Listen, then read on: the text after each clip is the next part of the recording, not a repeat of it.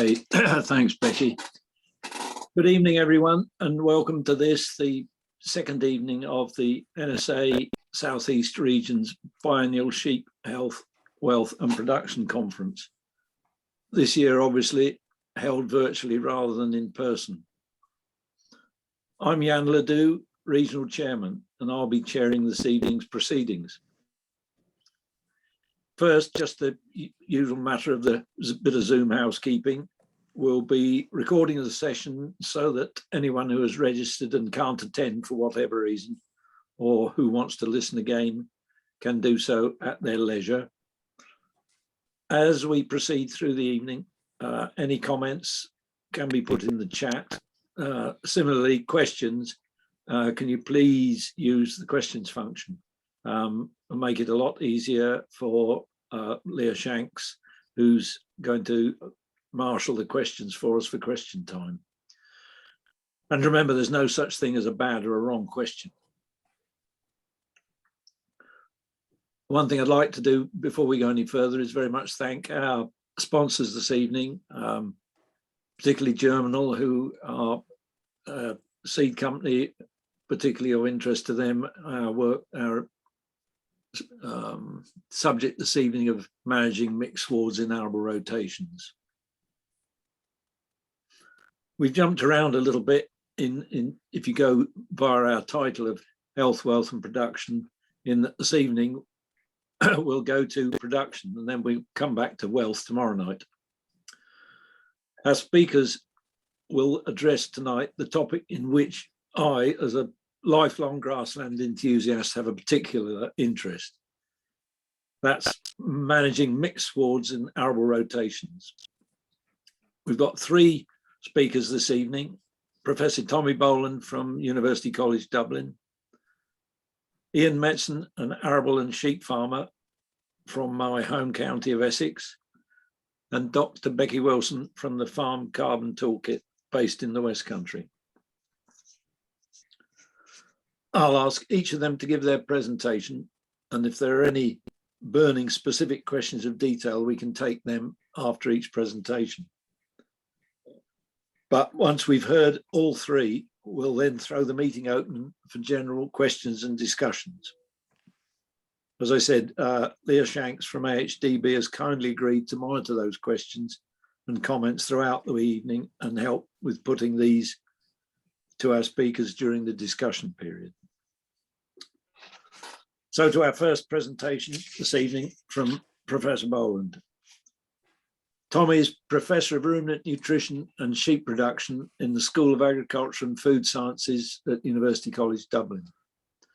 He is from a mixed farming background, and if I remember rightly, he has got a small flock of sheep that he looks after with his wife and family.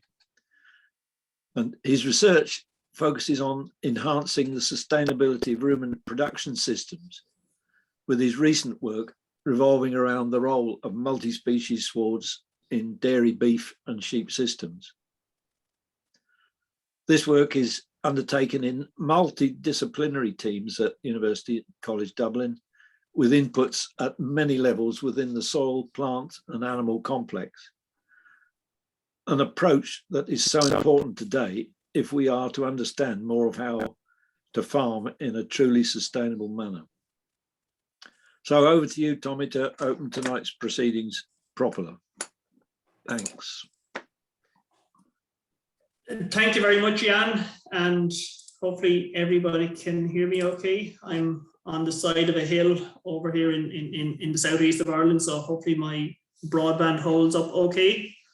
So I would like to thank the organisers for the opportunity to speak this evening.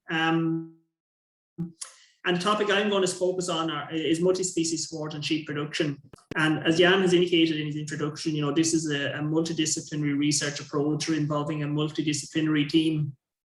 And some of my collaborators and colleagues and contributors to this work are listed here on this opening slide. This is an area of research we've been involved in for about 10 or 12 years now at this stage. If there's anything I cover tonight and anybody would like more information on it or would have any questions asked and you want want to contact me afterwards, you can do so through my email address, which is listed here. Or also you can follow some of our musings and some of our research updates on the 2 Twitter accounts, which are listed as well. And from just looking at some of the name of the attendees, I recognize some of the names from Twitter. I guess that's the modern world in which we live. So anytime now I'm talking about ruminant production systems, I suppose I step back from the animal for a moment and try to view them as a technology. And we're always being bombarded with alternative technologies to meat production and to milk production and to fiber production. And, there's lots of nice terminology used to describe these alternative technologies. And sometimes I just like to apply some of those same terminologies to, ruminants and to livestock and to sheep. So we have a picture of sheep here grazing a forage crop. And if we were to describe these sheep as a technology, we could say they're solar powered. They gain their sustenance and their energy from the end products of photosynthesis. So they're certainly solar powered. They're self-replicating, and any of us, for any reason, who have tried to stop ewes or ewe lambs from getting in lamb over the years, will certainly know that they'll nearly always find a way to reproduce. We can view each animal as a mobile individual, self-contained biorefinery, and the microorganisms residing within the rumen of our cattle and our sheep take this plant product, this cellulose or this biomass, which is otherwise unavailable to humans, and convert it into a very important nutrient and fiber source in the case of the sheep. The animals have evolved in such a way so that they fertilize as they go and as they move around. And this is particularly important when we look at the return of products such as our nutrients, such as carbon and nitrogen and phosphorus and potassium back to the soil. And that allows the plant material which they have grazed to regrow and to sustain the animals again.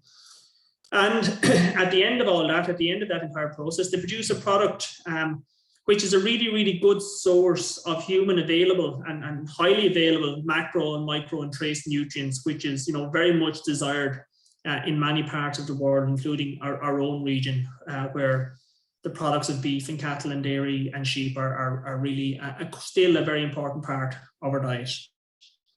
So that's just maybe a slightly alternative way to challenge our thinking on what a sheep is at the moment. And a colleague of mine, Elizabeth Earle, or former colleague of mine during her PhD process, she calculated what it takes to produce a kilogram of lamb. So for each kilogram of carcass, the entire sheep production system required approximately 22 kilos of grass dry matter, 4 kilos of silage dry matter, and less than 1 kilo of concentrate dry matter. And indeed, in that concentrate, we can formulate that in such a fashion that it doesn't contain any human edible nutrients. Now, to the untrained eye, this might look like it takes 26 or 27 kilograms of plant material to produce this 1 kilogram of meat. But essentially, all that material that is used in the sheep production system is unavailable directly for human consumption.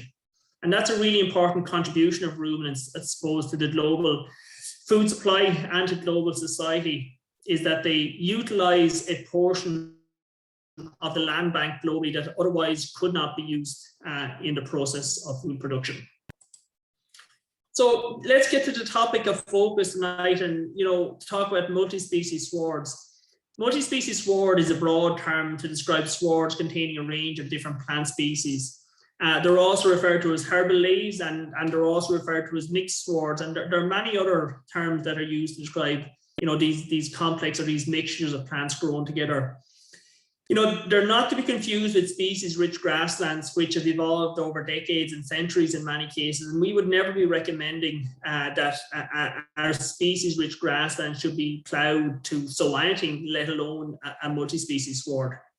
Again, they're not to be confused with legume or herb swards, which are very common in New Zealand. And those swards, interestingly, don't contain any grasses. And then finally, I suppose what I'll just say about multi-species swards, they're dynamic within and between years. So there's no single definition or there's no single example of what a multi-species sward is. I'm just going to throw up a few pictures of some of the different swards we have grown over the years. And some like this one are very diverse. So you can see, probably 8 to 10 different species in this picture. Others will look much simpler. You can see grass and lots of chicory and some plantain in this particular example, which is very recently established when the photograph was taken. And then we have swards which look much more legume dominated. And indeed, the last two pictures are taken of the same sward. This one was in August, immediately post-establishment. And this sward was the following year in March, just as animals were turned out to graze it. You know, so there's no single entity that fits the description of a multi-species sward. So it's a very broad catch-all term, and it's important to bear that in mind as we discuss what multi-species or mixed swards are in the context of any production system. So when we got involved in this work, I suppose we started from the perspective of looking at alternatives to perennial ryegrass-only pastures. And, you know, I don't want anybody to mistake our work in this area as a crusade against or a tirade against perennial ryegrass swards, perennial ryegrass-based production systems, or indeed the perennial ryegrass plant itself. In my opinion, it's a fantastic plant, and it's a plant that's, you know, been really good in certainly in Irish context in terms of the development of our pasture-based production systems. You know, it'll essentially grow pretty much all year round here in Ireland. You know, in certain parts of the country at least. We can have 300+ grazing days. It can support very high stocking rates. It responds very well to nitrogen fertilizer application. But I suppose some of the issues that occur with perennial ryegrass monoculture swards, it has a very, very high nitrogen requirement. And for most of the last 30, 40, 50 years, at least in Ireland, we have been supplying that nitrogen requirement through fertilizer nitrogen application and some very high fertilizer nitrogen application on some of our more intensively stocked farms. There are some issues, you know, I suppose, appearing in recent times around trace element status and the trace element concentration in the grass itself and the resulting trace element status of the animals grazing those swards. And coupled with that then, how we manage our perennial ryegrass swards, I suppose they do present challenges to us in terms of parasite control, particularly in our beef and in our sheep production systems. And I suppose for a lot of the last 50 to 60 years, we've had chemical solutions to these challenges. You know, we've been using fertilizer, nitrogen, we've had anthelmintics to control parasites and so on. In more recent times, either because of legislation, through lack of availability, through lack of efficacy in the case of anthelmintics, or indeed through cost at the moment, you know, these chemicals and this chemistry is maybe not altogether as available to us as it once was. So the focus has reverted back more towards biological, I suppose, tools in the toolbox to address some of the challenges we see in our pasture-based production systems. So that's why we got involved in multi-species sward research. And, you know, there was lots of evidence at the time we got into this area that increasing the species richness will increase herbage production. The nitrogen is provided to the swards by legumes in the mixture through the process of atmospheric nitrogen fixation.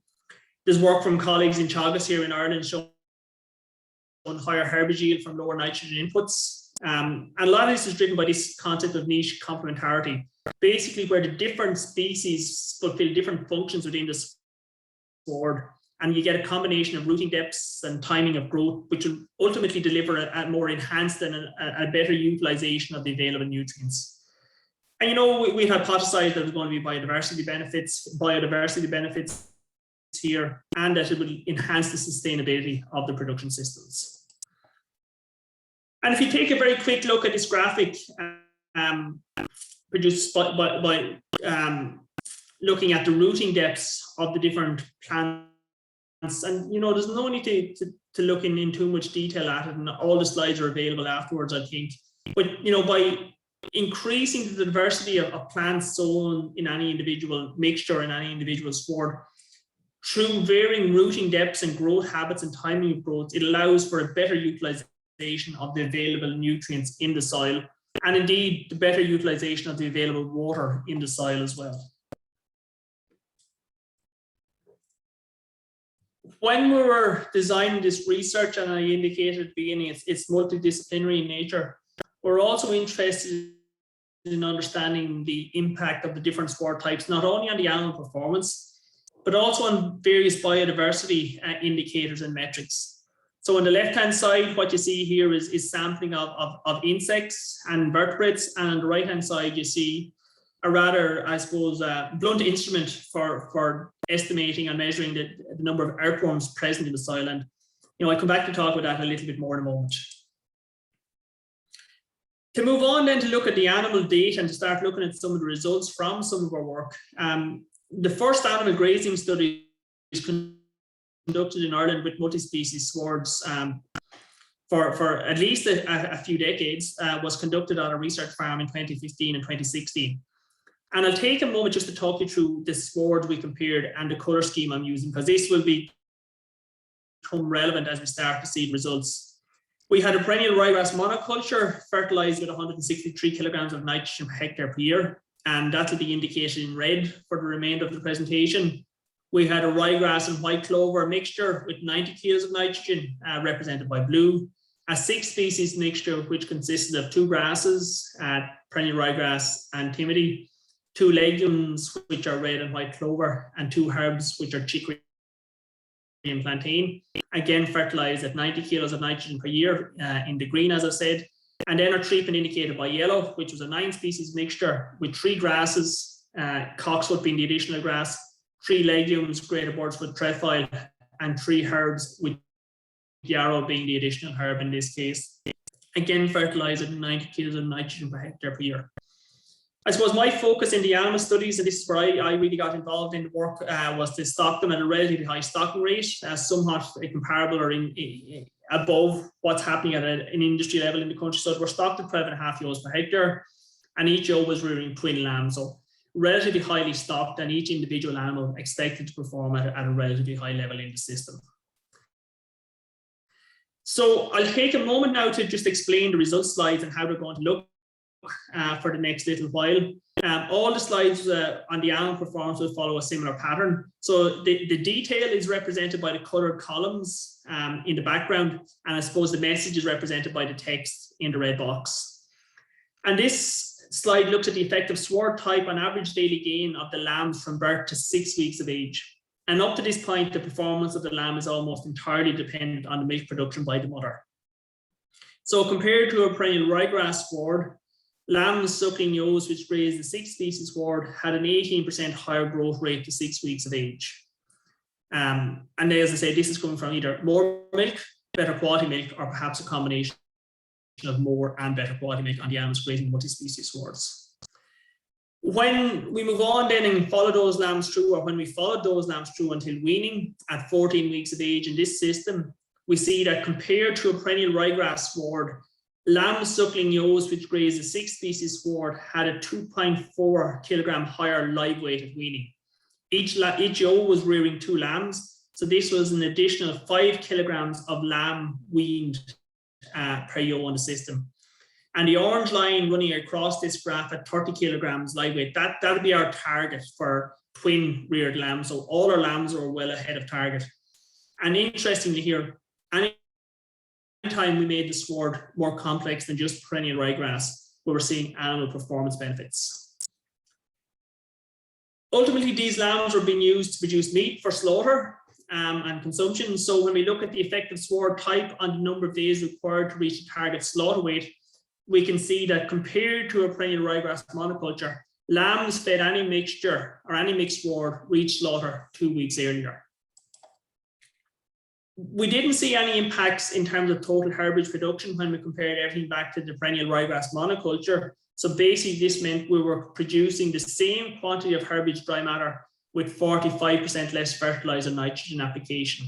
And indeed, in some of our more recent studies with beef cattle, we've been able to further reduce the level of fertilizer nitrogen required and still achieve superior sward and animal performance.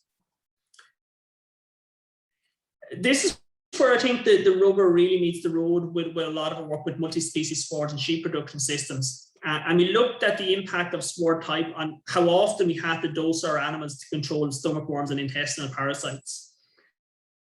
And to cut a rather long and complex to measure story very, very short, compared to lambs grazing perennial ryegrass only, lambs grazing multi-species swards required 50% fewer drench administrations over their life. And I think this is really important for a number of reasons. Firstly, we're seeing a lot more issues right around the world with anthelmintic resistance. And that means that those anthelmintics are less effective on our individual farms. And it also means to preserve the anthelmintics which are currently working, we need to reduce the frequency with which we utilize them. And this is potentially one tool that we can use to reduce the frequency of anthelmintic administration. I indicated a few moments ago that we also did a lot of work looking at biodiversity indicators. And some of the areas we focused on were certainly earthworms. And my colleague Olaf Schmidt and his team looked at earthworm biomass and diversity and numbers. And, you know, Olaf told me afterwards that he wasn't surprised to see this, but when we included legumes in our sward mixtures, we saw big increases in the earthworm biomass and the earthworm populations. So by including legumes in the sward, it had really beneficial effects in terms of what was happening underground in terms of the earthworm activity and population. And I really like this figure that which Olaf provided the team with. The biomass of earthworms in the soil per hectare is equivalent to 800 kilograms. You know, so that's almost as much earthworm biomass underground as there is in terms of yo biomass grazing above the ground, which, you know, really just brought forward to me what's happening underneath the soil that we often don't see and certainly often don't appreciate. And not only was there higher earthworm biomass, there was more earthworm abundance. Again, this was driven by the legume inclusion in the sward. And the earthworm species richness was also improved. And, you know, the different earthworm species provide different roles. And I'm really getting outside of my comfort zone here when I'm talking about the roles of various species. But the epigeic earthworms, they're essentially involved in the formation of topsoil, and they bring down organic matter from above ground level and convert it to topsoil. And then the anaic earthworms, these larger ones along the bottom of the graph, they're responsible for the production of vertical channels in the soil, which are very important from both an aeration and a water infiltration perspective. You know, and having increased populations and complexity of earthworms in our soils is certainly a good thing. Finally, then I'll speak a little bit about insect abundance and diversity. And again, this is where my colleague Helen Sheridan, who's really pioneered a lot of this work in Ireland, was to the fore, looking at the abundance and the diversity of our insects and invertebrates present in the various sward types. And again, we're seeing the benefits of diversity in terms of the mixtures of plants we sow in our swards. I'm going to focus very quickly on two populations. The first is the parasitoid wasp population, and I'm reliably informed by Helen and our team that this is a really good indicator species. So essentially, this is an insect which feeds on other insects. So if the population of parasitoid wasps is increasing, it means that their food source or other invertebrates or other insects are also increasing in the environment. And interestingly here, we're seeing benefits from both grass, from legume inclusion, and from legume and herb inclusion in the swards. And then the final group I'll speak momentarily about is beetle populations. And again, we're recording benefits of including herbs and legumes in our sward mixtures through increasing the abundance of beetles in these swards and in the general environments in which the swards are grown. So Jan, that's where I just draw to conclusion now. None of us need to be told that global agriculture is faced with several challenges. Offering animal swards consisting of more than a single species improves animal performance, and I'm certainly very confident in making that statement across beef and sheep production systems, and we're even starting to see some indications from dairy systems as well that the same might carry through there, but we do need more data in that regard. You know, in terms of management of these multi-species swards, particularly in sort of long-term rotation or long-term grazing, you know, we do need to develop management blueprints, because everything we know really about grazing swards, or a lot of our information here at least, has been developed on perennial ryegrass monoculture swards. We need to do further work to measure the direct environmental impacts, but some of our modeling work would show that by using these multi-species swards, we were reducing nitrous oxide emissions. And there's also potential from reduced lifetime to slaughter that we're also reducing methane emissions in our systems as well, but they need to be quantified with actual, you know, hard data and measurements. And I think it's important to say that, you know, multi-species swards, they're not a silver bullet solution for all the challenges we face, but they will form part of an array of solutions available to farmers in the future. So with that, Jan, I'd like to thank you for your attention and the opportunity to speak. And if there's any clarifications, I'll try to deal with them now, or if not, I'll stick around for the panel discussion in a few moments. Thanks very much, Tommy. That was great. Interesting approach right from the start. and it's nice to see you towards the end, latching into one of my points that I'm always on about, that pasture management isn't a case of setting one system off against another. Pasture management is a continuum of all different ranges of systems, all doing a job in a certain niche, and there's no right or wrong. But Leah, was there any items specifically, any specific questions for Tommy at this stage? Yes, just a couple for some extra detail. Tommy, when did they use lamb?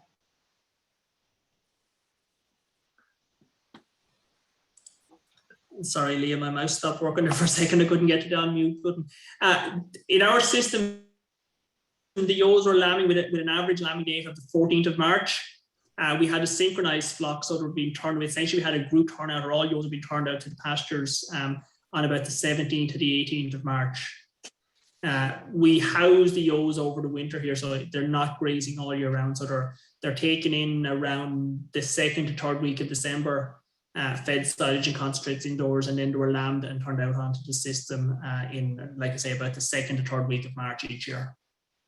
Thank you. And how many lambs were on each trial area? What was the average temperature and rainfall and the soil type and indices and things like that? How many lambs? There was, over the course of the study, there were 120 lambs per sward type, so 60 per year. I hope my recollection hasn't failed me. The average rainfall for that part of Ireland is 750 millimeters per year. The soil type where we were growing these swards at that time was quite shallow, very prone to drying out. So, you know, we need rain on that site every 4 to 5 days or else we suffer soil moisture deficits. And the average temperature, I don't know off the top of my head, but it'd be fairly typical Irish conditions. We have two types of weather. It's mild and moist, or moist and mild. So there's one or the other for most of the time. Thank you. Okay, that's brilliant. Thanks very much, Tommy. And there'll doubtless be some more queries. I've probably got about 5, but I'll keep those till later. Again, say thanks very much. So to our second speaker for this evening, Ian Metson. Ian farms 140 acres near Ongar in Essex, which for my sins or his is about 30 miles from where I was born and brought up. Sheep were introduced to the farm in 2012, a farm where there had previously been no livestock since the 1930s. I found that a fairly interesting fact, and I guess that's something that's fairly unusual in itself. Perhaps Ian would comment on this at some stage. There are currently 400 ex-Lana ewes grazing rotational herbage lays and floodplain land that has reverted to pasture. They graze all winter, mostly on permanent pasture on neighbouring farms, and lamb outside from mid-April. Again, I must admit that's a system very much after my own heart and how I used to run my sheep. The mixed species swards are part of a countryside stewardship arrangement and provide an alternative break crop. So with that, over to you, Ian. We look forward to hearing how you integrate the lays and the sheep into your arable system. Thank you, Jan. Yeah, I'm just going to fire up the presentation.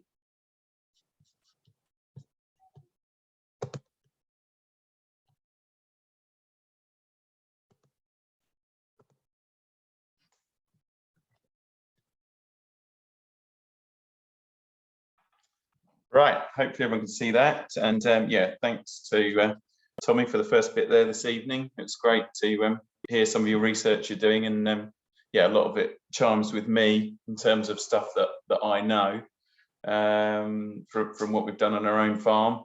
But it's great to see some, you know, some numbers and figures and some proper research done on it, because yeah, I think there's a great opportunity here to make more of the mixed species sward. So that's just a short overview on the slide there, really, of what we're going to run through this evening. I'm not here to talk about scientific trials that have been done. I really just want to share my personal experience over the last eight years of yeah, moving into to mixed species swards and how and why they fit in with what we're doing. So just a quick bit of background. Jan's told you most of it really, but yeah, we're farming north of Ongar in Essex. We're on some pretty forgiving clay land generally, the Streatham series chalky boulder clay. So we're high pH soils, high potassium clay, which can grow most things fairly well. Historically, the farm would have grown potatoes up to about 15 years ago, as would have most farms in the area. Most farms have moved away from that now, as have we. We can grow a decent crop of wheat, and we can grow some pretty good herbage crops as well. Relatively low rainfall compared to most sheep farms, certainly in the country, and that was one thing that didn't chime with me from Tommy's presentation, that your weather's warm and moist, or moist and warm, because yeah, we can get some pretty dry spells in the summer. We would average just under 600 mil of rain a year, so that has its pros and cons and ups and downs. Yeah, farming 85 hectares at home, which I'm farming in partnership with my wife. My family's been here since the 30s, when pretty much all farms in Essex changed hands. Yeah, actually my ancestors came, they were originally from the West Country, but they were in New Zealand for several years before moving back to farm in Essex. So it looks a bit unconventional looking back at it. And yeah, so I've got the core farm at home, and then additional grazing. I've got a couple of sort of very large corporate farming neighbours that are all arable, and basically, yeah, lucky enough to have their land on short-term grazing lets and aftermaths, the bits that they can't crop. The farm's roughly 50-50 into cereals and grazing crops now, which is, yeah, quite a big change from where we were 6 or 7 years ago. I also run another business. We do contract hedge planting, laying, coppicing, and sort of turnkey service for farmers, where we'll do the grant application and everything else, which is growing pretty quickly and is basically a sort of bigger business than the farming side at the moment, and looks likely to grow, and we'll be able to grow the farm. So yeah, sheep were introduced in 2013. It's the first time there's been any livestock on the farm since the 1930s, which was also when my family came here. Yeah, just about all the male members of my family are all machinery enthusiasts and engineers, and into that branch of farming, or have gone into engineering and that sort of thing. And yeah, I'm not sure what happened with me, but being in the workshop would be my least favorite place to be on the farm. And I've always yeah, love having animals, working with animals. I had a small flock of sheep when I was at school, and then I went away and worked running a mixed farm where we had a flock of sheep, we had some store cattle and crops, and yeah, ended up back at the farm and wanted to, you know, have my own enterprise, start building up some capital, and to have something to, you know, that was my own thing to make life more relaxed for everyone, really, because sort of coming into family business and family dynamics can all get a bit intense if you're all working together 24/7. So the sheep, yeah, tick the box. I was very enthusiastic about it. I could see it was going to bring benefits to the farm, and yeah, I thought I could build some capital, make some money out of it. So yeah, you can see there the aims really were yeah, we're in a fortunate position with blackgrass. We're not kind of infested with it, but anyone who's growing crops will know, or I find that every year it gets slightly more difficult to control grass weeds.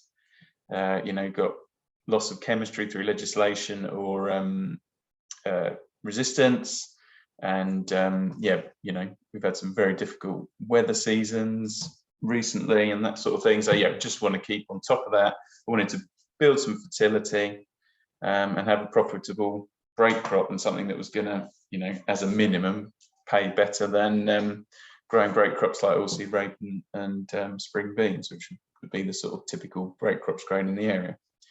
And I could also see that, you know, there's this land. I mean, what stuff I've got now is one adjoins the farm immediately, one's about a mile up the road, and land that's, you know, someone would turn up, cut hay in June or July when they got round to it, and then just shut the gate on it for the rest of the year pretty much. So yeah, I just thought there was a chance there to make use of some underutilized land rather than fighting over the arable land with everybody else who's very keen to. There's an awful lot of people keen to take on land or contracting. That niche was already very well filled. And we also have some land which is on a floodplain along the River Roding, which was, some of it had gone into grass because it just wasn't sensible to cropping it. And, you know, someone else was grazing sheep on there, and I just sort of, instead of renting out £30 an acre, I thought we could get some benefits and make use of it ourselves, really.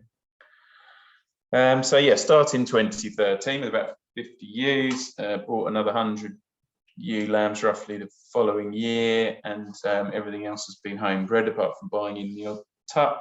They're all ex-Lana ewes. I love the ex-Lanas. I'd had wool shedding Wiltshire horn sheep prior to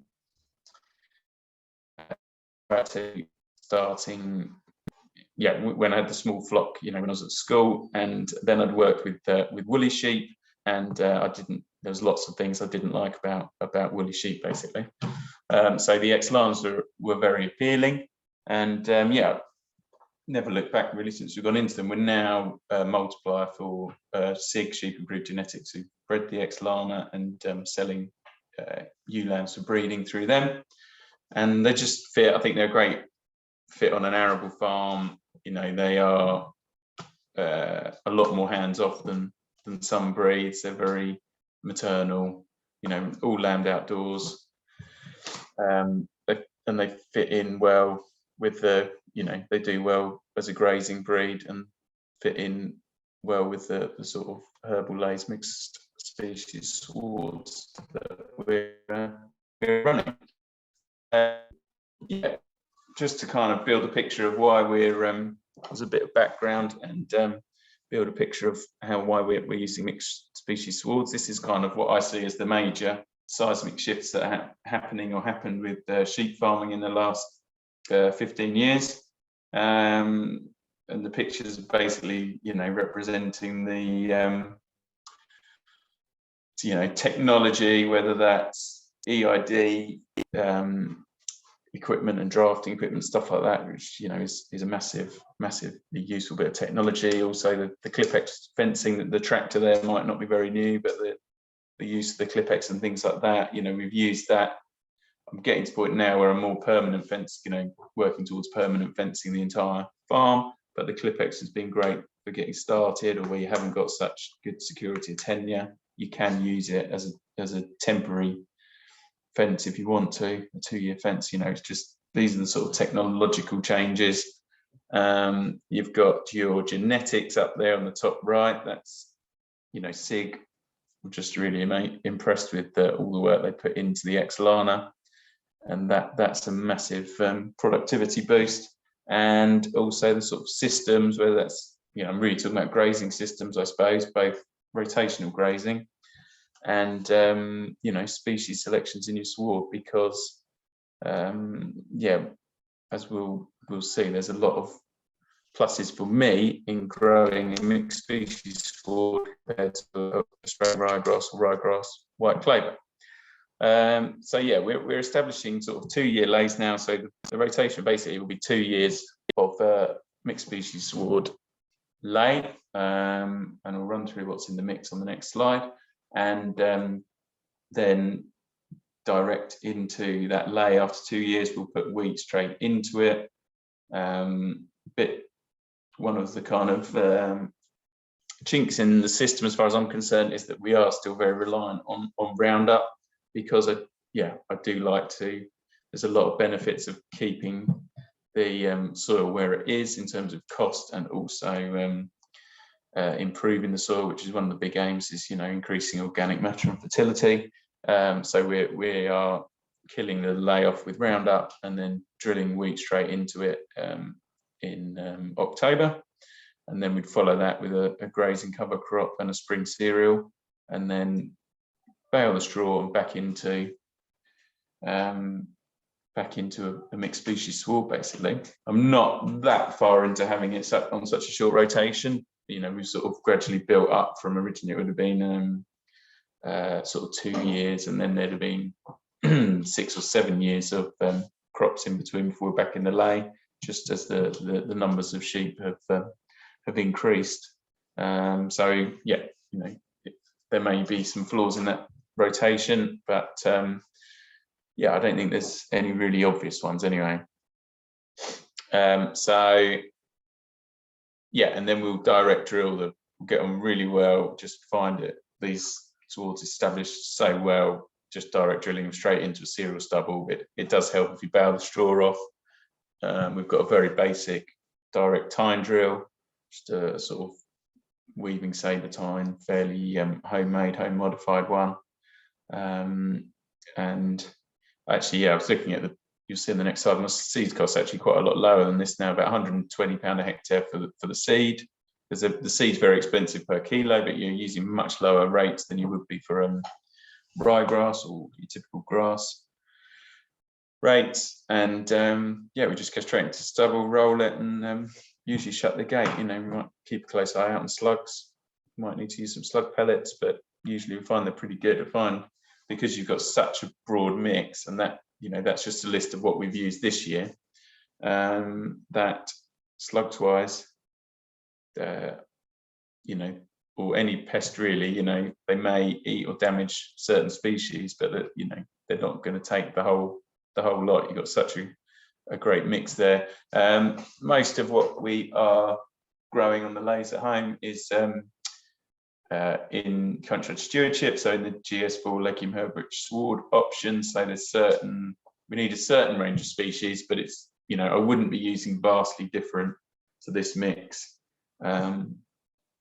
if we weren't in the GS4.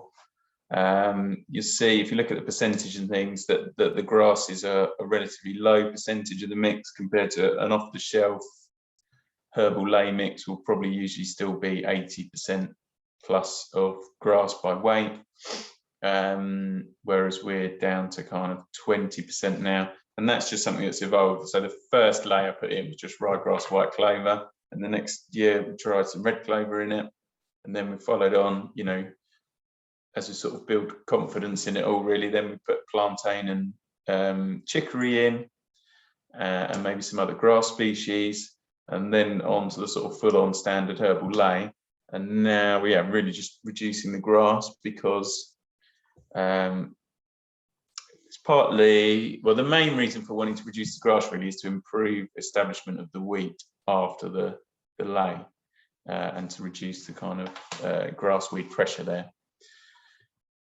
So yeah, it's just going to run through what I see as the major benefits of mixed species swards to me. I mean, Tommy's covered this in some good detail on his slide about you know, land growth rates and the trial work that they're doing, but it's just you know, a fantastic consistent feed quality. You've got a whole range of different things, so you tend to find that lambs do fairly consistently well on their growth rate, rather than, you know, on something like forage rate. We often find we get good overall growth rates, but there'll be some that go backwards, don't put weight on, that are just yeah, just really don't like it. Whereas this, you've got a proper buffet of 15 different things, and there's usually something that's you know, palatabilities and percentage and things of what's actually there to graze will vary through the years. You can see that the picture on the left there, the field looks like this at the moment. This is from last year, this picture, but that field looks like that at the moment. It is, you'd look at it and you'd say it's 90% red clover, whereas in April, May, you'd say it was about 2% red clover. The composition changes through the year and through the seasons, but yeah, find that it's just consistent in terms of the growth rates it delivers, and also much more consistent than say a ryegrass, straight ryegrass or ryegrass white clover. Through the droughts we can, last summer 2020, I know a lot of people would have had dry weather, but yeah, if it's dry in Wales and parts of Ireland, you can bet that everything's going brown and crispy in Essex basically. And yeah, last year was hopefully a fairly extreme year, but the growth rate on the multi-species swards are so much more predictable through extreme weather. Say the main factor on it is soil temperatures. So when it's cold in the spring, like we did struggle a bit this year, but I think it was a struggle with anything because it was a very, very cold April with a lot of frosty mornings, but yeah, as soon as that soil warms up, it will start growing. And whereas ryegrass, I don't know in late May, early June whether I'm going to be growing 10 kilos a hectare or 100 kilos a hectare. Whereas the mixed species swards, you're much, I can say I'm going to be growing between 30 and 80 pretty confidently, which that consistency and that reduction in volatility is just, I think it's underestimated what a huge benefit that is, and the predictability in terms of stocking rates and the knock-on effects of if you haven't got any quality feed at that time of year is huge. So that's one of the biggest benefits, I'd say.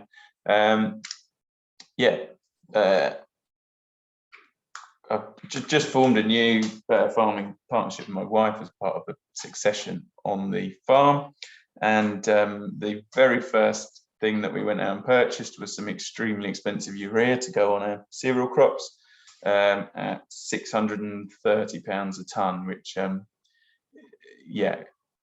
the economics of it on wheat at £200 a tonne look okay, but I struggle to see the economics of putting 200 kilos on grazing lays for ruminants, for livestock at sort of £1.50 a kilo of nitrogen.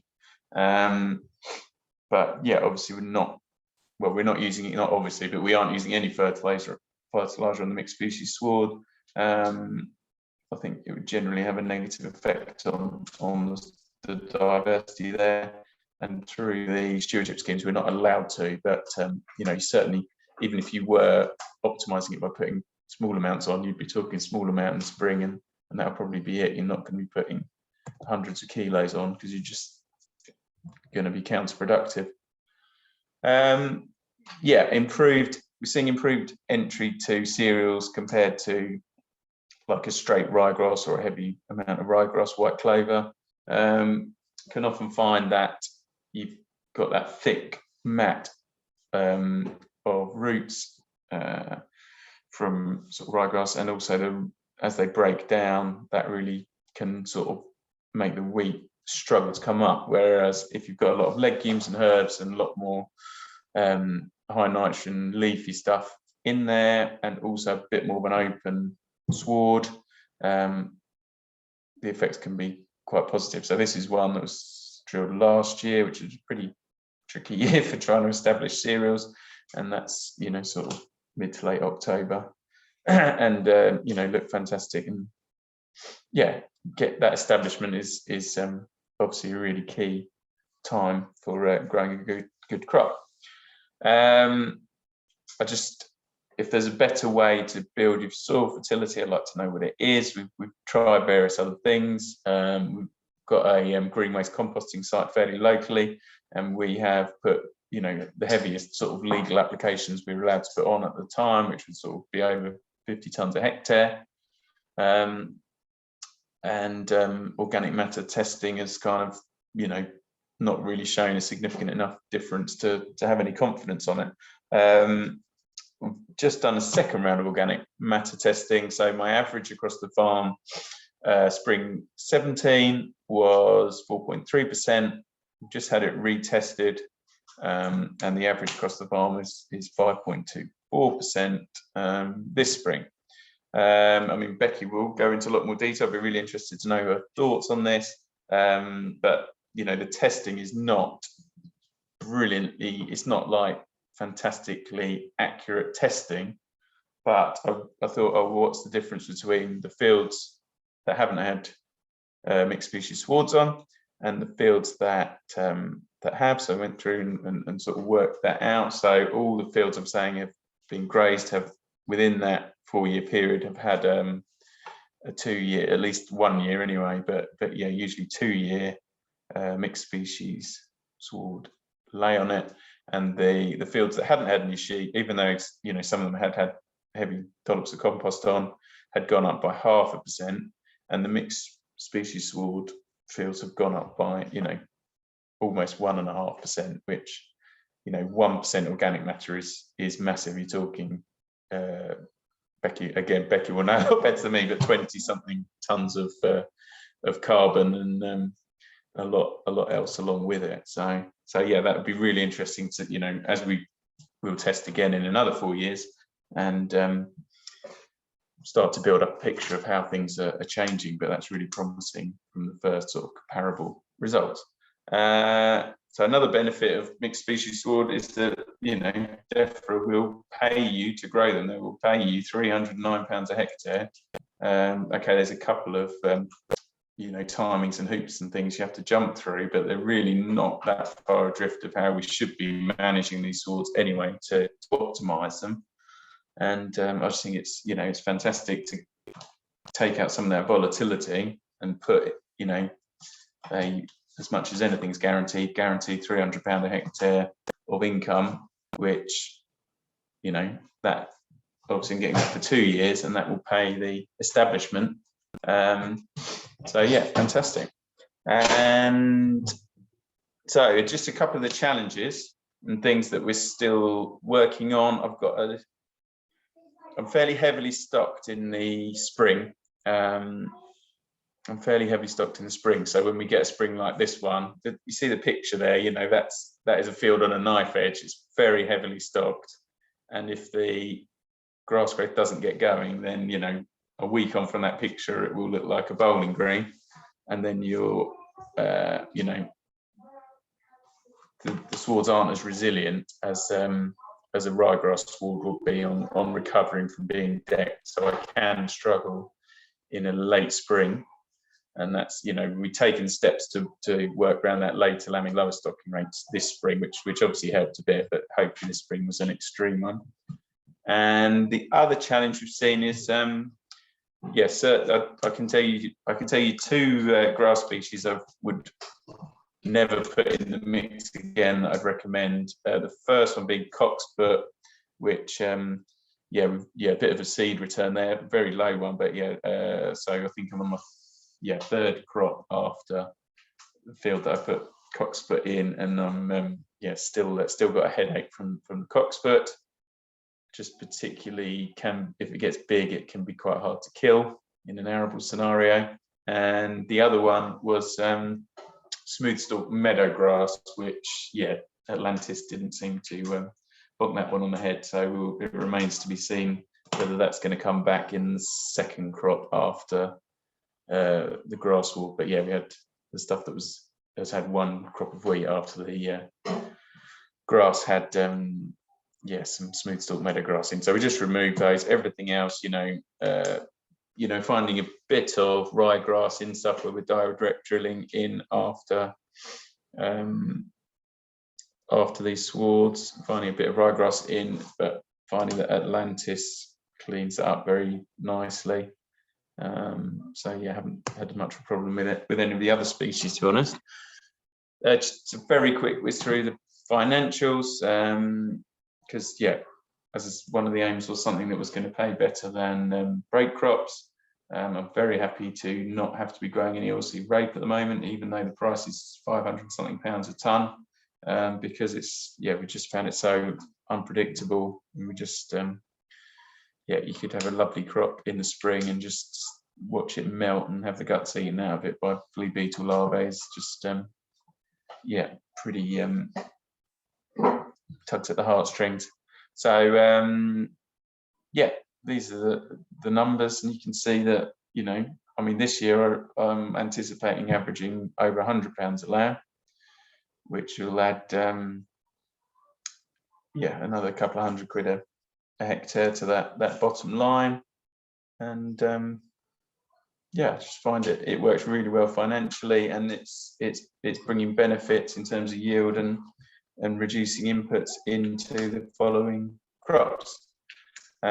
Just conscious of the time, so I'm just going to close quickly, and then we can run through questions and things afterwards, or at the end. But yeah, I really think, you know, mixed species swards, I suppose a yardstick is, if you took away that stewardship money, I would still be growing them very similar to what I'm doing now, just because they would still stack up on their own. I find them very easy to establish on our soils, and straight into a cereal stubble. I think, yeah, people probably find it a lot harder if they're trying to put it into a permanent pasture, old sward, something like that. But to put it into a cereal stubble is, yeah, it just goes like a dream. I find straight in there, and yeah, it's fairly bulletproof, and there's a lot of knock-on benefits to the whole farm in terms of yeah, rotation, meaning I can, you know, just grow cereals, which is always the most profitable part of the rotation over a period of years. A lot of environmental benefits, I haven't really said, but yeah, huge amounts of, you know, bird species, etc., that we just wouldn't see on the farm and other farmers don't see. But yeah, return of huge amount of, you know, bird species higher up the food chain, and they're also great for the sheep, as Tommy's pointed out on the research they've been doing. So great, I shall wrap it up there, and yeah, thank you very much. I'll hand you back over to Jan. Thanks very much, Ian, and very much interested to hear you're a total advocate for sheep in the arable rotation. I think those people in the more grassland areas are going to have to watch out if too many people take up what you're suggesting. Yeah. Well, I've been saying it for a while now, Jan, but yeah, I'm not sure. I think that a lot of the neighbours still think I'm a bit mad, to be honest. So oh, that's probably good for the people further over to the west. Yeah. Leah, were there any specific questions now, or shall we press on? Or yeah, I'll just ask two for now. Ian, out of all the species in the ley, did any struggle or fail to establish, or was there good establishment all round? I think one thing that stands out is sandfoin, which is a shame because I really like sandfoin, and we, you know, it's clear it's fantastic quality feed, but the seed, well, the seed doesn't really keep, is my understanding of it. You know, you need to use it the season that you get it delivered on farm, and it's just, that's been the most easy, the first thing to go. If you overgraze it, that will not like it at all. So yeah, that was the main one. And yeah, if you set stock for too long, I mean, we would set stock for 3 to 4 weeks at lambing, and then we wouldn't set stock again. But I find that, yeah, it will cope fine for a short period of set stocking, doesn't affect the diversity too much. But yeah, you've got to rotate round them, and if you don't rotate round them, you will, yeah, kill off more of the legumes and herbs. Yeah, chicory and things doesn't like set stocking. But so long as you're rotating and using, doesn't have to be huge rest periods, but so long as they're getting rest periods appropriate to growth rates and the time of year, it's only only sandfoin really, which, yeah, I would sort of reluctantly leave that out of mixes going forward, probably, just because we're not seeing it after that first spring. We just don't see any of it really. Yeah. Thank you. I'll just ask one more quick one. You touched on it, but how do you manage droughts or very wet times with the herbal leys?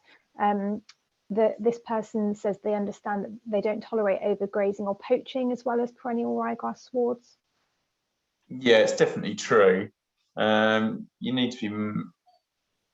to kind of get in the mindset of managing taller, higher, taller crops, and taking sheep out of them when they're still 5 to 7 centimeters tall. rather than ryegrass. You know, yeah, ryegrass is, you know, the fantastic thing about ryegrass is it is very resilient, and no matter how hard you graze it or poach it or whatever, it will come back without too much problem. But I find, you know, in a drought, yeah, it's good. I mean, I suppose, yeah, you could potentially overgraze it in a drought if you haven't got adequate feed for the flock, but you're likely to be growing more from one of these swards in a drought than you are from a ryegrass sward. So I suppose that balances it out.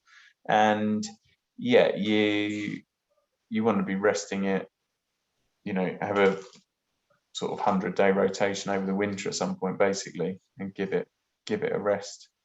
I find I have kind of poached stuff. I suppose it's about keeping it moving, isn't it? So you know, if you can be on there and it can turn into a sea of mud, and if the sheep are only on there for a couple of days, then it will recover fine, in my experience. But yeah, if you're going to leave them set stocked over winter, then that is going to cause problems. But yeah. Thank you.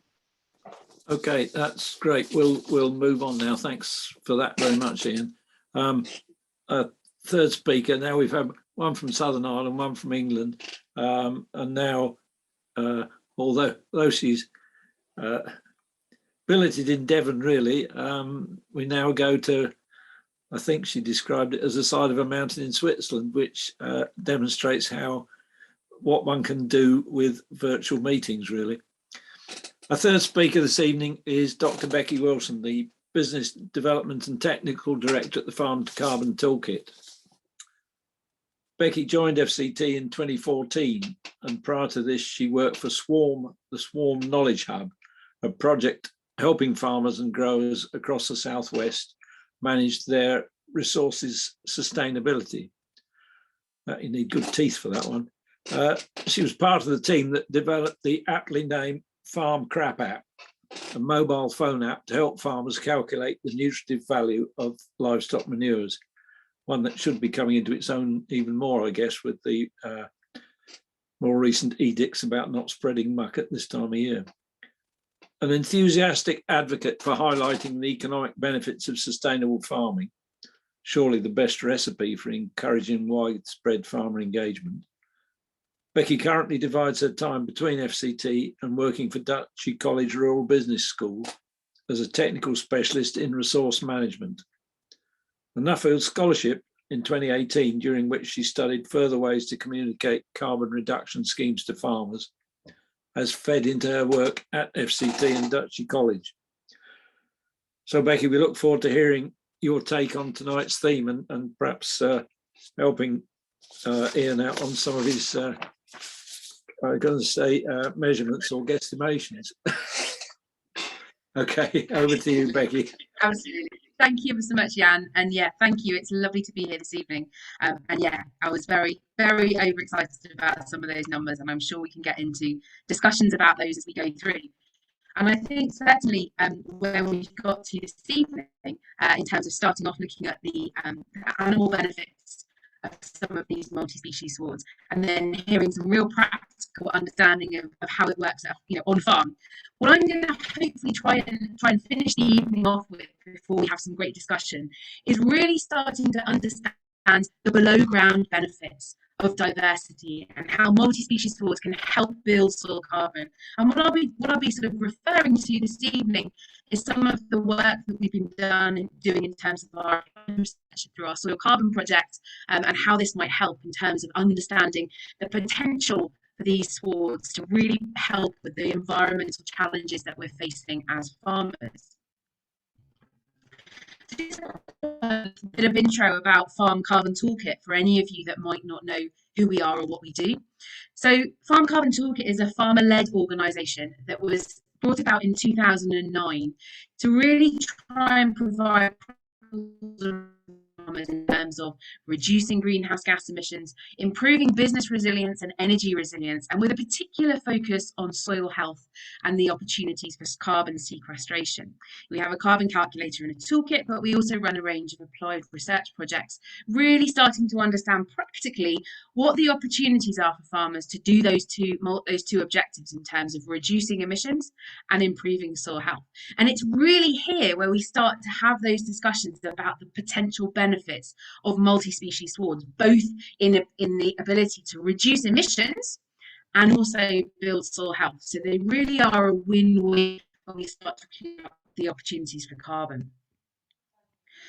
So why are we interested in soil carbon at Farm Carbon Toolkit? Well, as I say, we're a farmer-led organisation, and soil carbon and the ability for our farms to hold carbon within our soils and how that links into the wider impact in terms of soil health is a crucial part of discussions around how we manage carbon at a farm level.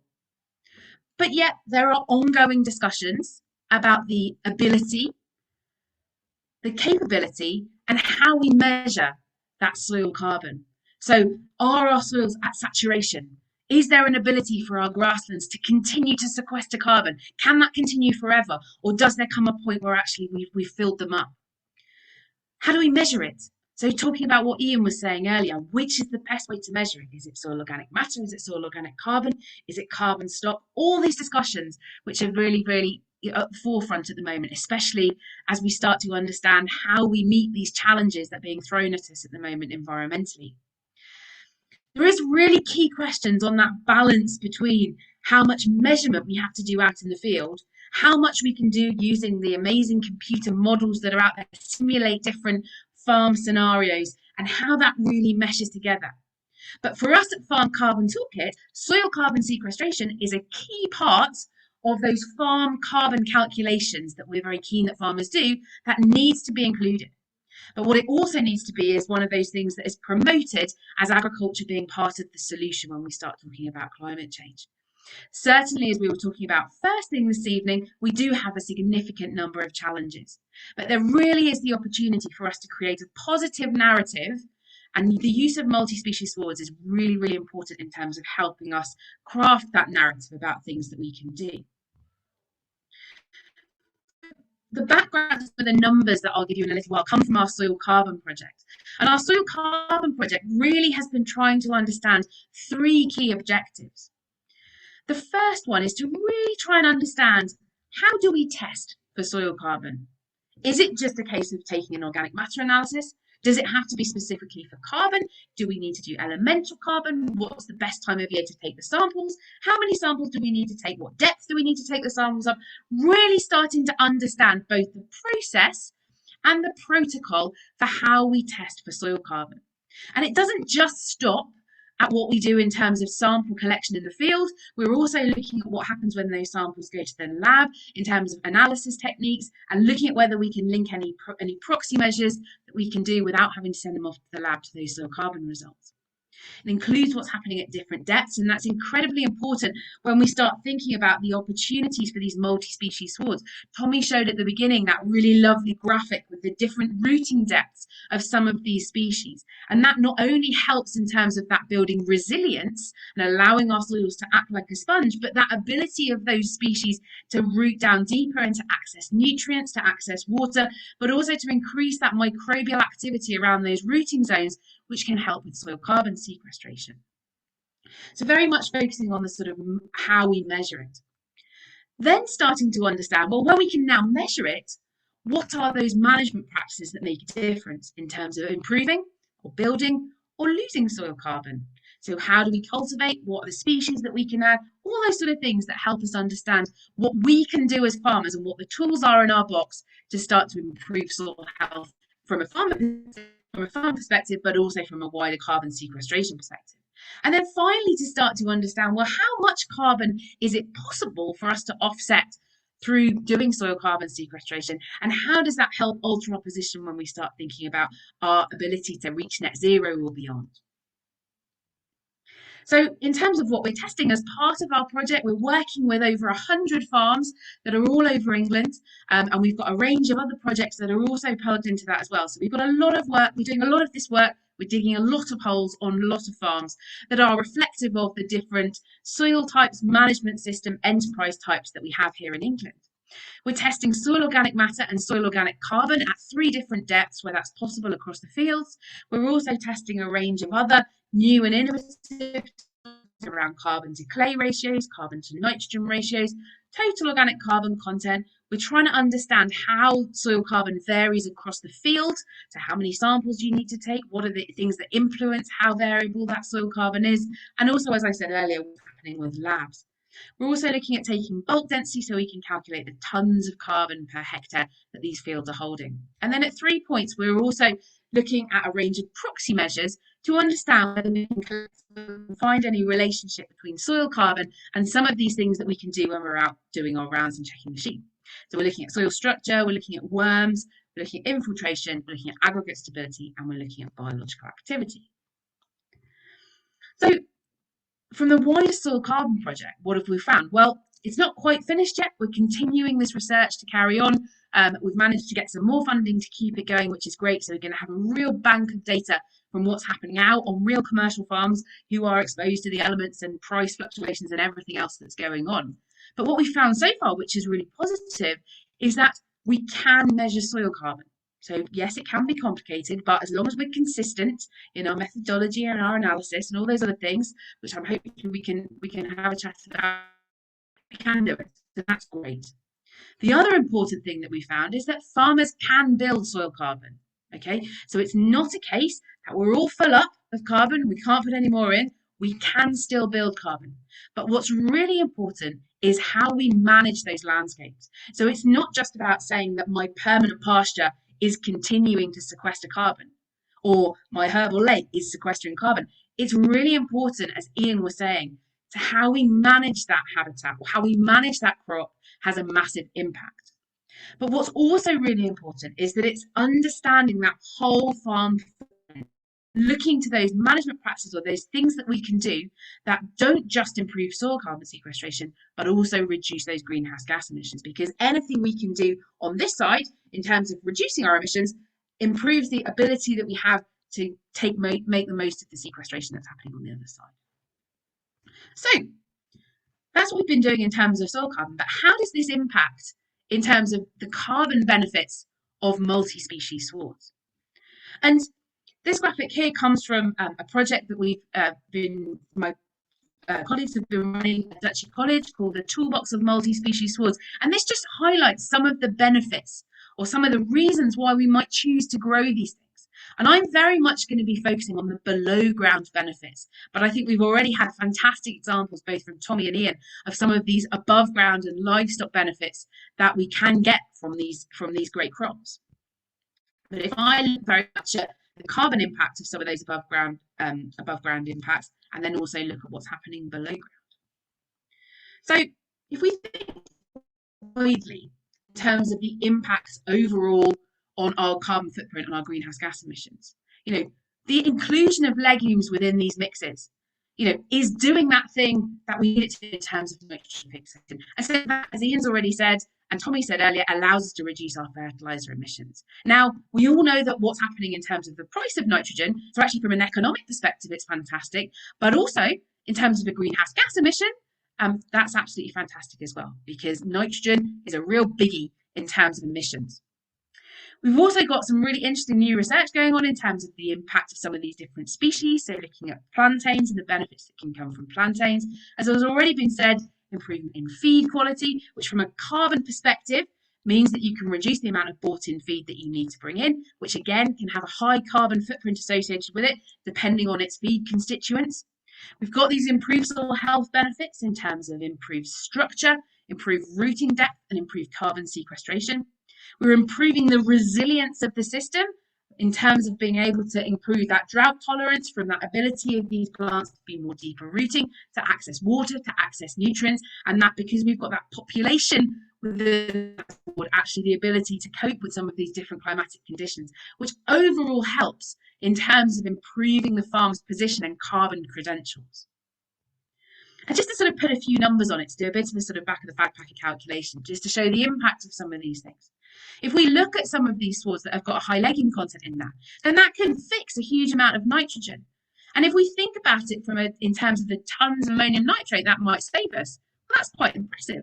But from a carbon footprint perspective, that's also really impressive in terms of what it can deliver in terms of savings on our carbon footprint.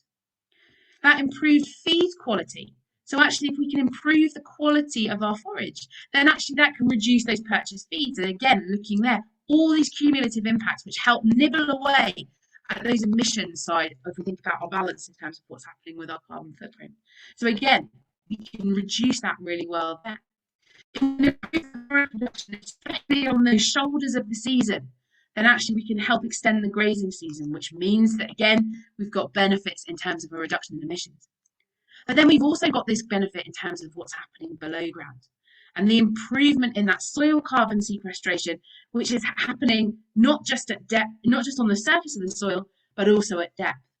And what we've managed to find through our soil carbon project data is at the moment, it's looking quite positive. We're cautiously optimistic that including these herbal lays or these multi-species swards within your rotation can build soil carbon. Now, one of the reasons why I've said that we're cautiously optimistic, as I say, is that we're only 3.5 or 4 years into this project. And so we have got some really good initial data. And as Ian says, we've got farmers that are seeing similar increases that he's seeing over there on a case-by-case basis, but we're still having to pull all the data together to be able to show whether we've got significance across the whole, across the whole cohort of farmers that we're working with.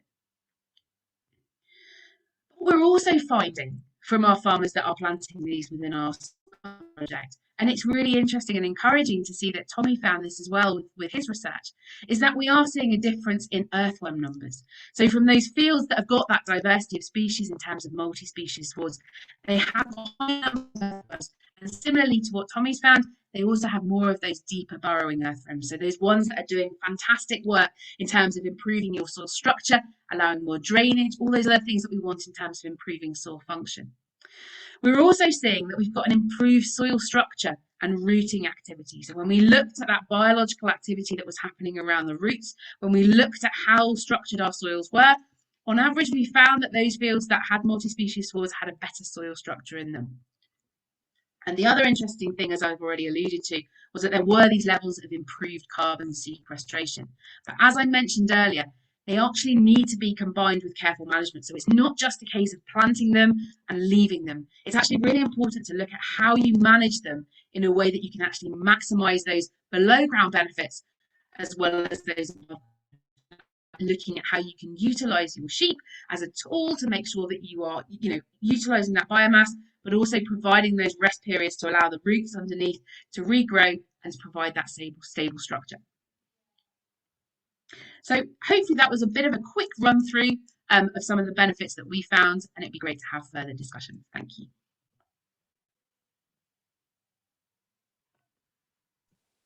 Thanks very much, Becky. That was great, and again, leaves us with a lot of positivity in there. Leah, while you're gathering your thoughts, one thing that occurred to me is sort of a crossover between Tommy's presentation and Ian's. It was interesting that the bug person in Tommy's group indicating that there's definitely a lot more, and I think it was a parasitoid wasp as a indicator species on the insect side. And be interesting to see whether Ian thought that the amount of insects within his multi-species swards was going anywhere towards helping with his use of insecticides on his cereals. Yeah, very interesting question. I mean, there's so many variables, isn't there? It's so hard to say. I would say they certainly haven't eliminated flea beetle from the farm. I can tell that as a certainty. Yeah, I would love to do some research on it. and I think it's very interesting. There's clearly been an increase in insect and invertebrate life on the farm, which has all sorts of fantastic knock-ons up the food chain. You know, we've had the return of a great variety of owls, birds of prey to the farm since the sheep have come on, and I'm sure the mixed species swards help with that. But yeah, it's I couldn't confidently say either way, to be honest with you. But yeah, I like to think yes, and I would love to know yes or no. But it's, yeah, there's a vast amount of variables there, isn't there? That's right. Mm. Leah, had just pass over to you to see what you've got there in the Q&A. Yeah, Ian, I've got a similar question actually. Do you think that your use of anthelmintics has been affected by herbal lays? Yeah, it's a similar thing that it's hard for me to say in the thing. Oh yeah, I think it has, but yeah, I mean, I'm very keen on reducing anthelmintics, and we've got dishwasher's going crazy. Excuse me. That's background noise. I don't know. You know, we are selecting quite heavily when we're buying rams for worm resistance as well, so that's playing a factor. I mean, I am still using wormers on lambs, on ewes. I mean, I'm not sure how many people routinely worm ewes, but I would be worming the kind of bottom 20% in condition score twice a year, and that would be the only worming I'd expect to do on any ewes. I mean, I think the evidence is there that certainly things like chicory, samfoin have an effect on reducing worm burdens. But yeah, it's not to the point where I would confidently eliminate all wormers. No, but I think it helps. Yeah, it's part of the solution, isn't it? Tommy, was your reduction in the wormer usage on your multi-species sward based on FEC counts on the lambs, or what was that driven by? Yeah, and it was based on FEC counts. So we're taking individual FEC counts on the lambs every 2 weeks from about 10 weeks onto the slaughter.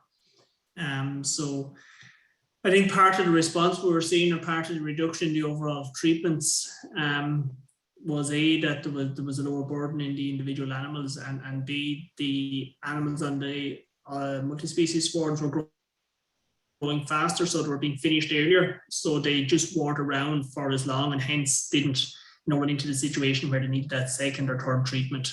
So part of it was a direct effect.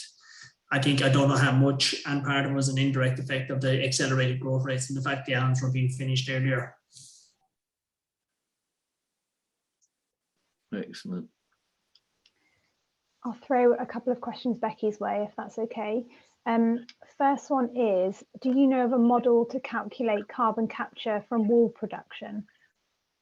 So certainly it's something that we are trying to include in a better capacity at the moment within within our carbon calculator.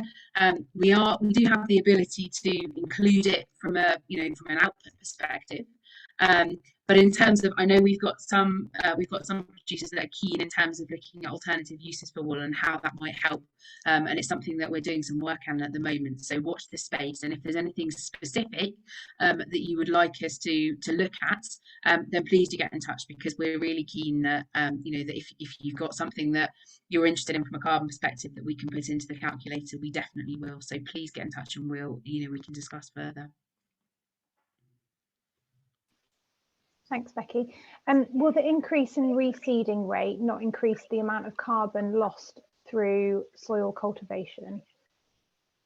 So I think it's a really good point, and I think it's certainly, if you look back to when we first, a few years ago, when we first started looking at, the establishment of these swards, and actually there was, it was the sort of thought that you know, it had to be a really fine seed bed. There had to be lots of cultivation. We had to have, you know, there had to be a lot of disturbance in terms of getting good establishment of these lays. Now, certainly a lot of the farmers that we work with in the soil carbon project are starting to, and I think Ian was saying similar earlier, in terms of, you know, that level of disturbance doesn't necessarily always need to be that intensive.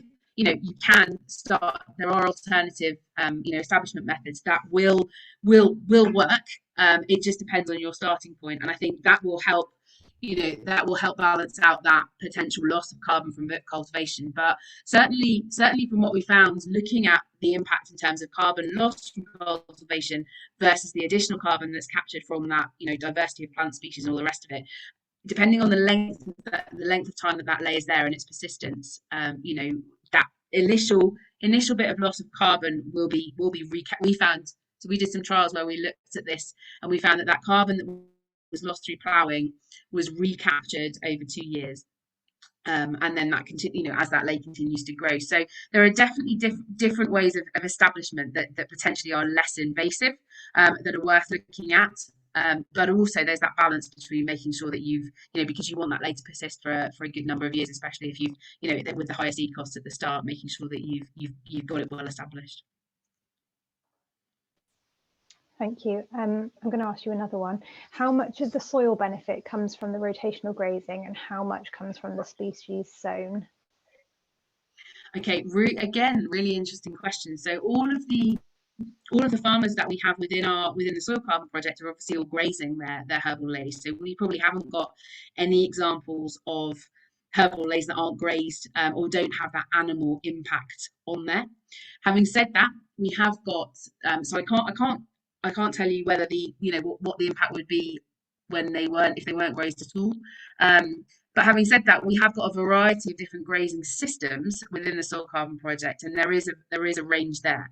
So certainly how you manage your animals on them, and again going back to something Ian was saying earlier, is important, and that will impact the rate of carbon sequestration that is happening. Because again, if you're not providing those periods of rest, then actually you're not going to get that activity happening further down, and they're not going to be as persistent. So there definitely is a relationship there. But I don't know whether Tommy's done anything with looking at the impact of them without any sort of animal impact on them, but it would be certainly something to look at.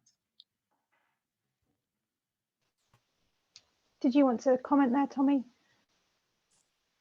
I can comment. It'll be a brief comment. The answer is no. We haven't looked at the swards really in arable rotations without any animals grazing them. We have done some comparisons under grazing versus cutting in terms of persistency of the various components within the sward, and in long story short, that the herds do appear to persist better under cutting regimes than under grazing regimes in our work. But even still, I suppose the one we have had big challenges with maintaining within our swards has been chicory, and even where we've grown these in monoculture plots for cutting after 12 to 18 months, large portions of the chicory have exited the sward, I suppose, for want of a better word. So it's very, at least in our experience, is very much a short-term resident in our multi-species swards. When we established the swards and the initial germination, some of the pictures I showed there, it looked as if there were almost monocultures of chicory, but that situation very, very quickly changes for all sorts of reasons related to how the chicory plant grows and regrows. Ian, I think I spied you coming off mute there. Was there something you wanted to say? Yeah, it was only that I mean, we don't do a lot of cutting ourselves, but it was more that where we've done a straight ryegrass and white clover sward, we've still seen good, great improvements in fertility and organic matter, from grazing that compared to grazing a mixed species sward. I think this it's hard to say what the difference is, but I think the grazing is probably the more important bit of it really, and the rotational grazing to me anyway. But I suppose the thing with a mixed species sward is you're going to be putting the carbon and that through a much bigger range of the soil profile, because your ryegrass white clover is, the roots aren't going to be very deep. So, yeah. Yeah. Thanks. Yeah. Becky, did you want to follow up on that? No, I was just going to say, I think No. it just goes back to what that diagram that Tommy put up earlier in terms of that diversity that you've got above ground is then magnified with what you've got below ground. So again, it helps just really almost extend extend what you've got in terms of your resource there. And you think about as you say, active rooting zone of the ryegrass or clover compared to some of the other one, it just it extends the ability for you to actually utilize your soil. Tommy? Yeah, so sorry, Lee, and I can make this comment as a simple animal scientist, not understanding in any great detail the role of the animals in the carbon cycle. But a lot of my colleagues would say that the actual processing of the carbon and of the biomass through the animals, we have a very important role to play as well in kind of the incorporation of that carbon into the soil as well, more so than just the direct mulching or the return of the plant through mechanical means into the soil. So, in terms of the tone of the conversation, the focus of the topic tonight, the incorporation of animals into the arable rotations, it really does have multiple benefits. And over the last whatever number of decades, we've kind of separated, due to specialization of system, the animal and the cropping. And I think there really is a very important role to play for the reincorporation of the animal. I think and has proved a very good example of that. Yeah. Thank you. And Tommy, I'll just move the conversation on, or we won't get through all the questions. Yeah. Tommy, have you investigated the effect on multi-species on methane emissions and nitrogen partitioning? No, we have work underway and planned on both methane emissions and nitrogen partitioning in the animal. There was certainly lots of good work coming out of New Zealand for the last 5-10 years, looking at the role of, say, something particularly like plantain, and Becky alluded to that in her presentation, and its potential to reduce nitrate leaching and nitrate loss from the system. I think some of the work from Lincoln University in New Zealand would show that you probably need to have quite a high proportion of plantain dry matter in the daily feed intake of the animal, up as much as 30% to elicit those impacts. In terms of the methane mitigation potential or benefits of multi-species swards, certainly the inclusion of something like white clover in the sward, compared to a direct perennial ryegrass monoculture, has been shown to have benefits in terms of reducing the methane output, at least per unit of product, let it be milk or meat that's produced. In terms of looking at multi-species swardly, and this is where I get really sort of concerned about the use of the term multi-species sward.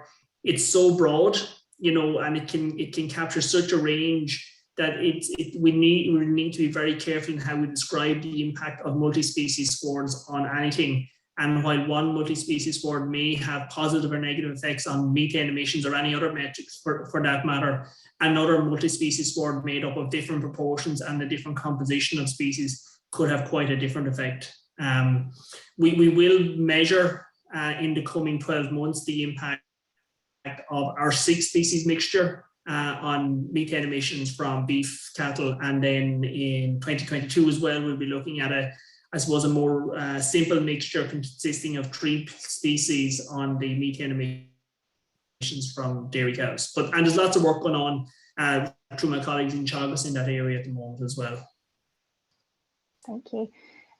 Ian, this might be one for you. What could the financial benefits be to an arable farmer to convince them to allow someone, a sheep farmer, to have a multi-species sward? Most land around this questionnaire is rented for potatoes and onions.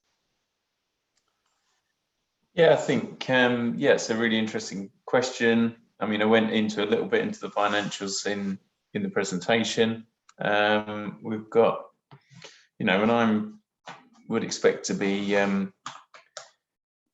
say, a 5-year period, I'd expect to be earning more money out of the herbal lays and sheep, coupled with the environmental payments, than I would out of the cereals, let alone any other break crops. I mean, I think they're a fantastic option for a break crop. I'd say that the difficulties of getting them onto another farm, the stewardship schemes are quite inflexible.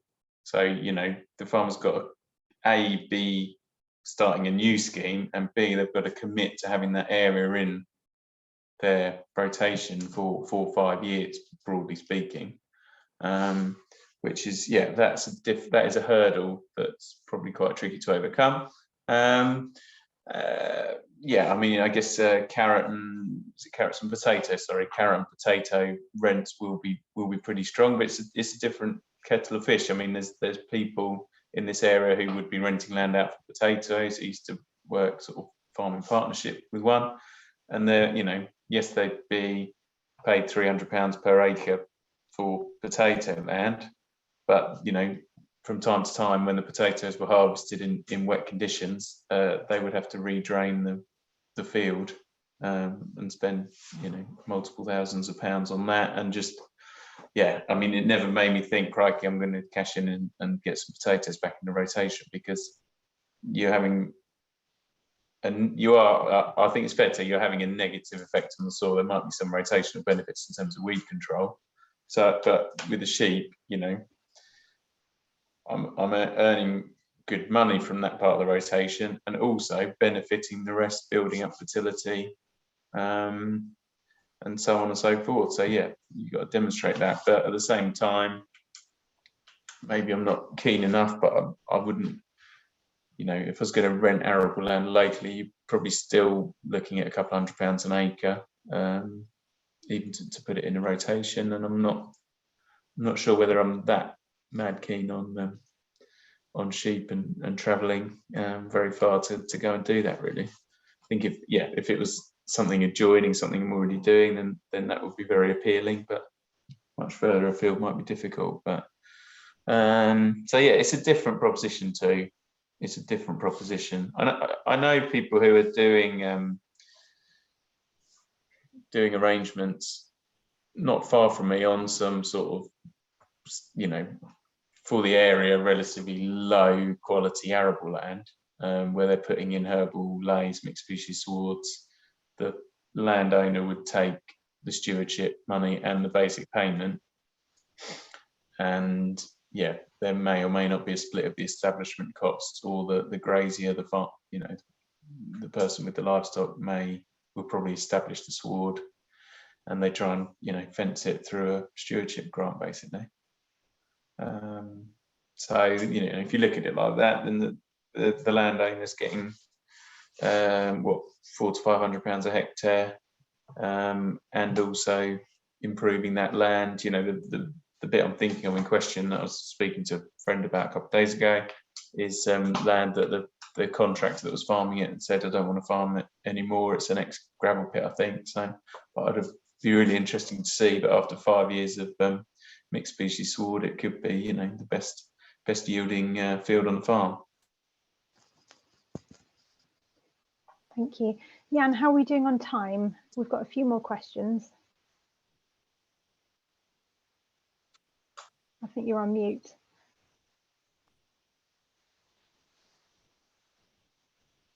I think you're on mute there, Jan.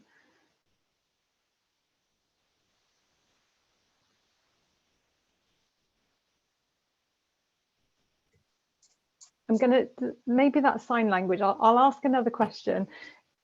Oh, yeah, it's done it now. Yeah, go ahead for one or two more. Sorry, couldn't get it unmuted.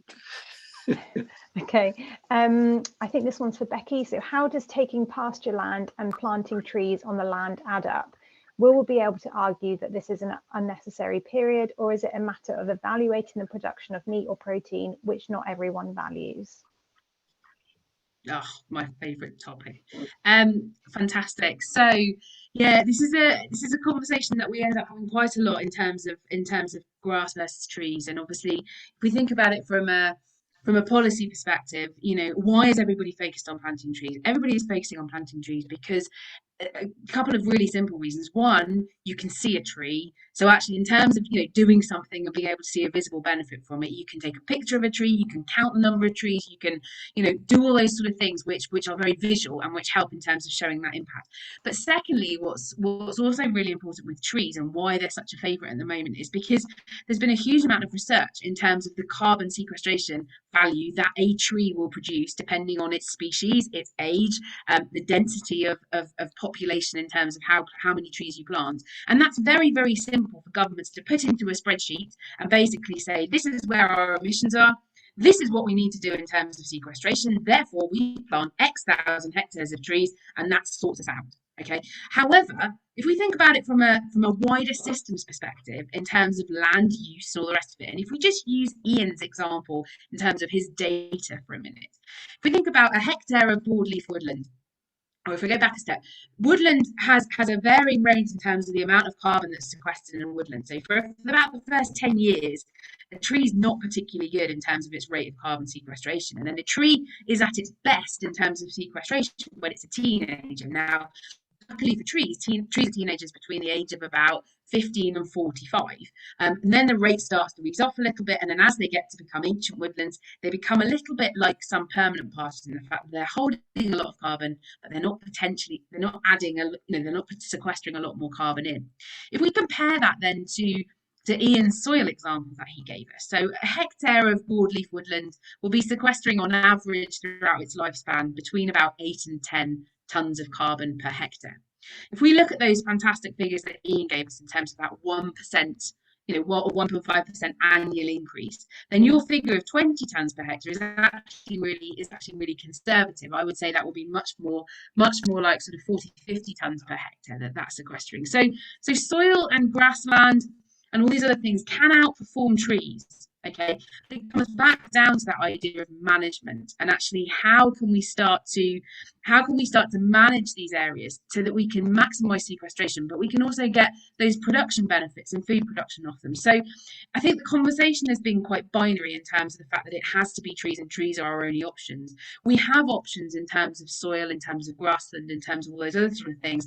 Our challenge is to really provide the numbers and the data to help our policymakers understand how it works. If we think on a simplistic perspective, trees are very simple. As Tommy alluded to earlier, if we start thinking about the definition of multi-species swards and how we actually have the challenge of working out what these do in terms of those rates of soil carbon sequestration, it's one of the reasons why my caveat of being cautiously optimistic, because you have to start by doing lots of definitions and looking at what's happening, and we're dealing with this sort of systems level approach, which sometimes policymakers can really struggle to understand and put into those systems. So it's really about being able to gather the evidence in terms of what works, and then start to put that to it. But certainly soils, grasslands, and livestock has a place. It's about making sure that we are creating the metrics that show those benefits, and especially when we start thinking about, on the sort of idea of valuing meat and those sort of things. If we look at some of the really interesting research that's coming out in terms of nutrient density per kilogram of carbon dioxide, it actually completely reframes the discussion about carbon footprints. Those sort of traditional graphs that we see in terms of beef bad, lamb bad, veg good, tofu good, are actually completely switched around. So we really need to have a wider discussion about the metrics that we use to demonstrate the benefits of our livestock systems, but it also needs to be based in terms of showcasing those positive things that can happen in terms of soil and grassland, which starts by doing some analysis and testing to see what's happening. I think that I can't think of a better place to end, actually, than on that beautiful put down of trees as opposed to grassland, Becky. I think that's marvellous. And it's singing off the same hymn sheet as many of us do in the grassland world, I think. So I think we ought to draw this evening to a close, because we're now running on overtime, I think, as might be described. And I'd just like to thank our three speakers, Tommy, Ian and Becky, for what has been an extremely interesting evening's set of exposés and following questions. I must also, or I shall get in serious trouble, very much thank our sponsors for this evening, particularly Germinal, but also Rapper, Elanco, MSD and Datamars. It's these sponsors that allow us to put these sort of evenings on, and thanks to them very much. But again, once again, thank you to the three of you. It has been an extremely enjoyable evening. And as I said earlier, at least with a virtual conference, we've had a multinational collection of speakers, and I'm also aware that we've had multinational attendees as well, as I've just recently had a text message from Latvia asking me why is it that English people want to put sheep onto ryegrass swards, which I thought was rather interesting. I shall have to answer that in a minute, I guess. And also thank you, Leah, for conducting the questions so ably, and also to Becky Harrison for all the work she's put on behind the scenes to help us with organising this. So with that, thank you all very much. And thank you to the attendees too. I'd forgotten all about them. We're sitting here, there's sort of 5 or 6 of us gaily chatting away, forgetting that there's quite a lot of people hopefully still listening. So thanks all very much, and good night, and see you again soon, hopefully. Oh, not to forget, we've got one more night of this SHWAP conference tomorrow evening, when we will be discussing the next generation, really, how we support and encourage the youngsters to come in. I mean, most of you are youngsters anyhow. I'm a geriatric in the latter end of my career, I guess, but it is beholden on us to support the youngsters coming in and to make room for them and not let the whole of the UK and beyond get covered in trees. Okay, so thanks very much, and we look forward to seeing some, if not all of you again tomorrow evening. Same time, same place. Thank you and good night. Thank you.